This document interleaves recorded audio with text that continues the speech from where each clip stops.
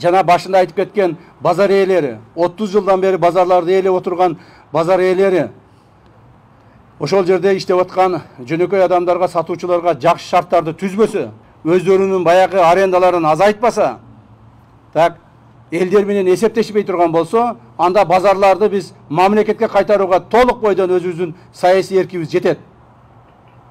Ошо базар ээлеринен төлөбөгөн налогторун, ошол жерден жашырган акчаларын баарын сууруп чыгып туруп, мойнуна илип туруп, базарларды мамлекетке кайтарып коебуз. Мамлекет ошол жерде базарда иштеген адамдарга керек болсо контейнерлерди бекер берип коебуз. Керек болсо бекер берип коебуз, пайдалана бергиле деп. Налогуңарды төлөгүлө, пайдалана бергиле деп туруп. Мына ушуга жеткизбеш үчүн базар ээлерине дагы бир жолу эскертип айтып кетем. Урматтуу базар ээлери, ишкерлер, ошол жерде иштеген жөнөкөй адамдарга шартты түзгүлө. Аренда акыңарды азайткыла. Ошол жерде жолдорду оңдогула, инфраструктуралар түзгүлө. Туалеттен баштап столовойуңарга чейин оңдогула. Ар жагынан суук кирип, мына эртең кар болот, суук болот, кар жааса прям контейнердин астына жаап атат. Элдер тайгаланып ошол жерде жыгылып атат.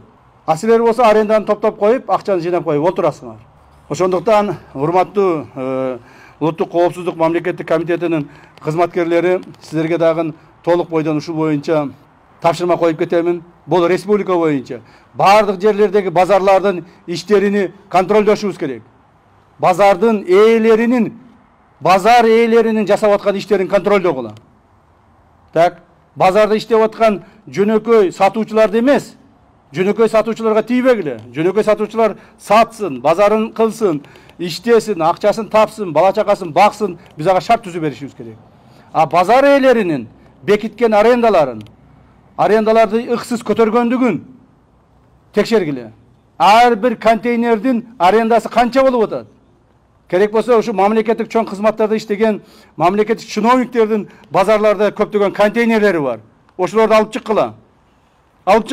Биз элге көрсөтөлү. Кайсыл базарда кайсыл депутат болобу, мамлекеттик чиновник болобу, же болбосо башка коомдук ишмер болобу, канча контейнери бар.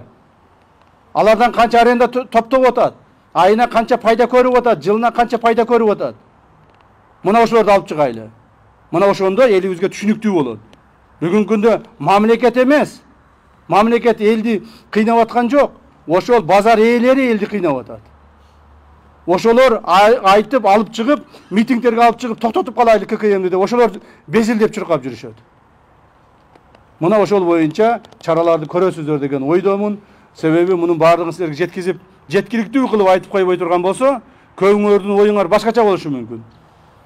Кечээки болуп аткан митингтерде дагы бир жолу айтып коеюн. Урматтуу мамлекетибиздин башчысы, президентибиз Садыр Кожоевич ошол элдерге, жөнөкөй адамдарга шарт түзүп берүү үчүн баардык күч аракетин жумшап, баардык мамлекеттик органдарга тапшырмаларды коюп, жөнөкөй адамдарга тийбегиле, ошол соодагерлерге жардам бергиле, ошолордун налогторун албай да койгулачы, ошолор кичине бала чакасын багып бутуна туруп алсын деп, ушундай бир жакшы мүдөө менен, ой менен силерге жардам берейин деп атат. Ошону туура түшүнүп жана жакшы кабыл аласыздар деген ойдомун.